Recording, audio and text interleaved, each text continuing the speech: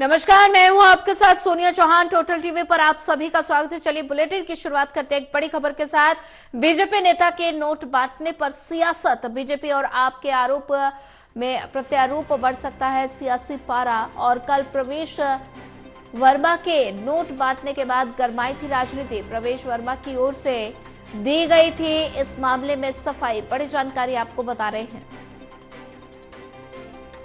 BJP नेता के vote बांटने पर सियासत तेज हो गई है और ऐसे में बीजेपी और आम आदमी पार्टी के आरोप प्रत्यारोप में बढ़ सकता है सियासी पारा। और ऐसे में कल प्रवेश वर्मा के नोट बांटने के बाद गरमाई थी राजनीति। प्रवेश वर्मा की ओर से दी गई थी इस मामले में सफाई।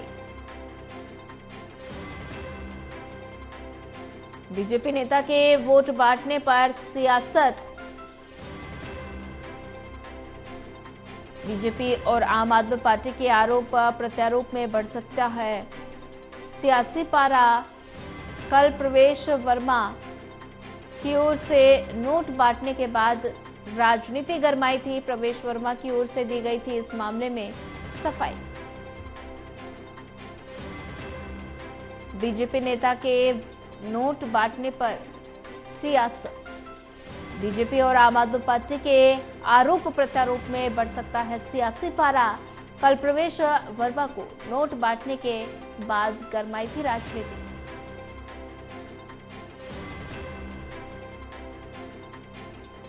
और वहीं इसी पर ज्यादा जानकारी साझा करने के लिए हमारे साथ असिस्टेंट एडिटर ललित कांडपाल जुड़ चुके हैं। ललित, बीजेपी नेता के नोट बांटने पर सियासत तेज हो गई है और ऐसे में बीजेपी और आम आदमी पार्टी के आरोप प्रत्यारोप में इस पूरे मामले को लेकर सियासी पारा और ज्यादा बढ़ सकता है। लगातार भारतीय जनता पार्टी और आम आदमी पार्टी एक दूसरे पर आरोप लगा रहे हैं। ऐसे में इस बीच ये नोट बांटने पर सियासत और ज्यादा गर्मा जाएगी।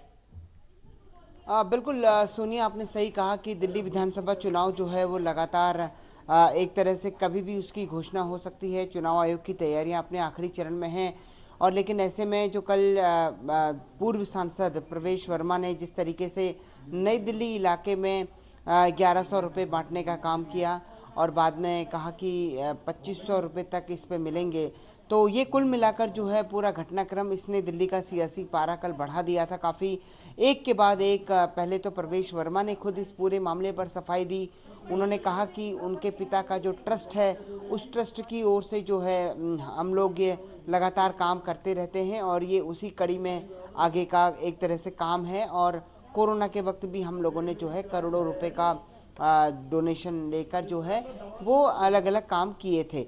लेकिन अब जो है कल इस पूरे मामले को लेकर आम आदमी पार्टी ने जबरदस्त हमला किया था बीजेपी पर उन्होंने कहा था कि भारतीय जनता पार्टी के नेता जो है वो नोट बांटने का काम कर रहे हैं। उन्होंने चुनाव आयोग से अपील की थी कि आप जो है उनके घर पर छापा मारिए, इस तरह के भी बयान दिए थे। तो कुल मिलाकर अगर देखा जाए तो दिल्ली का सियासी पारा कल शाम में चढ़ा हुआ था और उम्मीद की जा रही है कि आज भी लगातार उस पर जो है आम आदमी पार्टी हमला बोल सकती है। नई दिल्ली की वो सीट है, खुद अरविंद केजरीवाल की वो सीट है और ऐसे में लगता कहीं नहीं है कि जो जानकारियां निकलकर सामने आ रही हैं कि आम आदमी पार्टी आज भी इस पूरे मामले पर हमला करती है, बोल सकती है। और अगर आम आदमी पार्टी हमला बोलती है तो फिर बीजेपी को उसका जवाब देना होगा। तो बीजेपी ऐसे में क्या करेगी ये फिर आने वाला वक्त ही बताएगा, आज के दिन में और पता चल पाएगा। जी जी, ललित नारायण कांडपाल, ज्यादा जानकारी साझा करने के लिए आपका धन्यवाद।